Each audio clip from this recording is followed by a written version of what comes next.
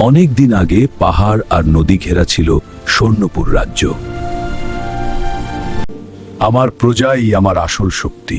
রাজা অনিরুদ্ধ ছিলেন জ্ঞানী ও দয়ালু। তার ছিল 3 রাজকন্যা, রূপসা, মেঘলা আর তিথি। মহারাজ, রাজ্যে খরা পড়েছে। হঠাৎ স্বর্ণপুরে নেমে এলো ভয়াবহ খরা। যে জল আনতে পারবে সে রাজ্যের দায়িত্ব পাবে। আমরা চেষ্টা করব বাবা। পাহাড়ের ওপারে একটি গোপন ঝর্ণা আছে। আমি পথ পরিষ্কার করব, ভয় পাবো না। আমরা একসাথে থাকলে কোনো কষ্ট বড় নয়। অবশেষে পাহাড় থেকে জল এলো স্বর্ণপুরে। আজ বুঝলাম ঐক্যই আমাদের শক্তি। বুদ্ধি, সাহস আর দয়া, এটাই সত্যিকারের শক্তি।